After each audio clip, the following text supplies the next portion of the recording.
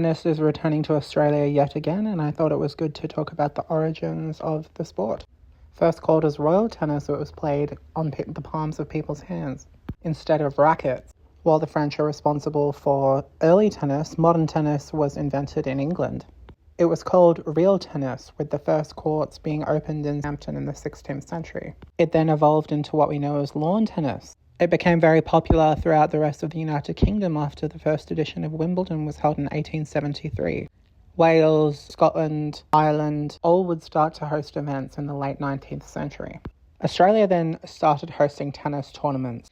The Australasian Championships were first staged at the Warehouseman's Cricket Ground at Albert Park, which was a joint venue between Australia and New Zealand in 1905. Australia has had great athletes: Margaret Court, Ken Rosewall, Rod Laver, Neil Fraser, who died recently, Mark Edmondson, Pat Cash, Pat Rafter, and in more recent times, Leighton Hewitt. Modern Australian tennis is notably less Anglo-Celtic players: Ashley Barty, who's Aboriginal, Daria Saville, who's Russian, and Priscilla Hon.